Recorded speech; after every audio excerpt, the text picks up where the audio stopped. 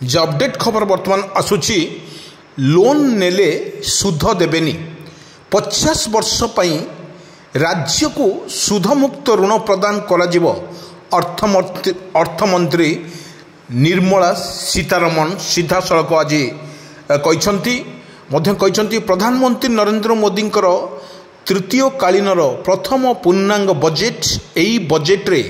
मध्यवित्त और गुरुत्व दि जाइए 2025-26 आर्थिक वर्ष पई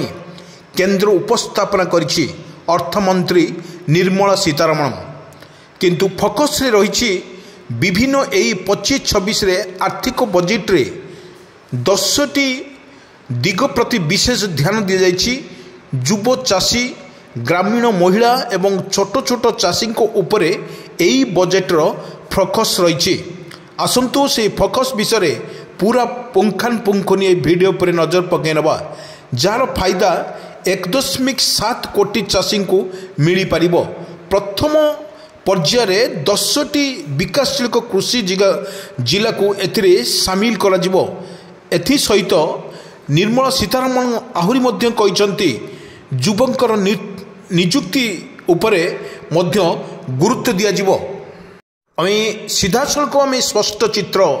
माध्यम वीडियो माध्यम कहुच्छी जो कृषक भाई मानक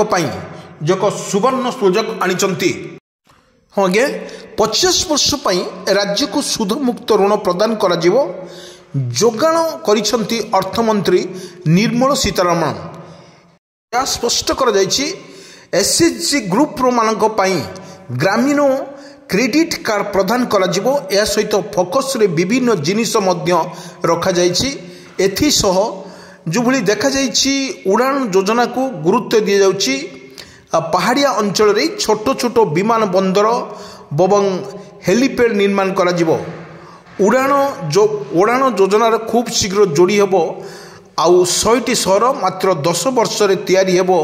120टी विमान बंदर उड़ान योजना रे 1.5 कोटी लोक उपकृत हेबे एवं 2028 पर्यंत एवं जनजीवन मिशन को कार्यकारी करा जाय बोली मध्य योजना करा जायछि स्पष्ट करा जायछि आज जो अधिवेशन बसिला एई अधिवेशन रे बेसी फोकस रही आपण माने जानिथिबे जो बोली फोकस रही लोन नेले देबेनी सुध आपण माने 50,000 पर्यंत जो टंका लोन नेबे एवं सुध मध्य आपण को छाड़ कर बजेट रे पास मध्य कर स्पष्ट कर अर्थमंत्री सीतारमण आकु मध्य कर जो महिला मानक पई मध्य एटा को करा जायछि एवं सत्यमानकर युवपीढ़ी मानक पई चाकरी नियुक्तिर मध्य करा जायछि आपण देखंतु प्रधानमंत्री नरेंद्र मोदी तृतीय कालीन एटा होछि प्रथम पूर्णांग बजेट एई बजेट रे मध्यवित्त को प्रथमे गुरुत्व दि जायछि एवं बड़ कथा हेउछि एठारे 10टी दिग को लेकिन एक गुरुत्व आलोचना कर दि जायछि युव चाषी ग्रामीण महिला और छोट छोट चाषी उपर एक यही बजेट रे मध्य फोकस रही देखा मिली बड़ कथा होची बजेट रे मध्य पेट्रोल दर कमिबो एवं जहाँ कर टीवी कथा कहतु टीवी मोबाइल रो मध्य सस्ता हेबो आपणकर सामग्री याको मध्य खूब कम दाम रे किनी पारिबे बोली बजेट रे मध्य पास कर जायछि एउरी बड़ कथा हेउछि जो लोन को लेकिन समस्त मध्य तत्पर थिले जा अपेक्षा करथिले ताकू मध्य आज सीतारमण स्पष्ट करिसंती महिला माने करंतु बा युवपीढ़ी माने करंतु जोडी बैंक रु सुध नेबे आपण सुध ने बैंक रु नेबे टंका एवं ताकू लोन नेले सुध देबेनी ए जो बड़ पदक्षेप निया जायछि सरकार राज्य सरकार तरफ राज्य एवं केंद्र सरकार तरफ एक नुआ प्रयास जारी रही यही प्रयास समस्ते एटा को स्वागत कर देखा मिली किंतु आपण गोटे कथा होची जो बोली महिला मान कथा जदि देखा क्षुद्र महिला मान कथा जदि देखा ये महिला माने एठारे जो बैंक आज जो बजेट अधिवेशन बसी बजेट रे आपण लोन नेले आपण को देबेनी सुध इंटरेस्ट देबेनी ता ए लोन सेक्शन जो बड़े अच्छा अर्थमंत्री सीतारमण मध्य आज स्पष्ट कर बैंक जदि आपण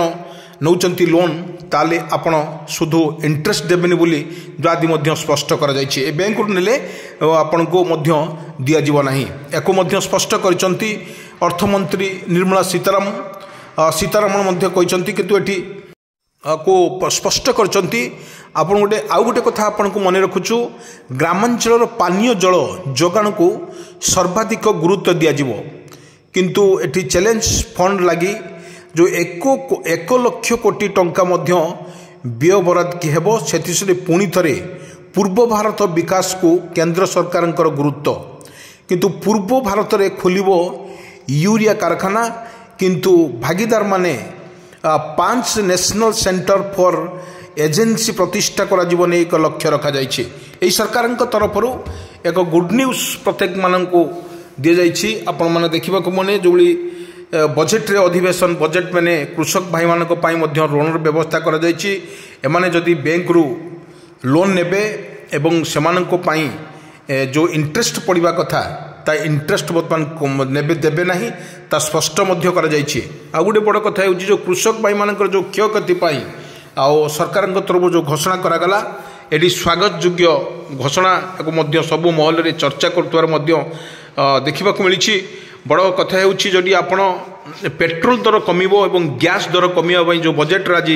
उपस्थापन करछंती सीतारमण आज मध्य कहते आपणकर टीवी मोबाइल एगुड़िक सब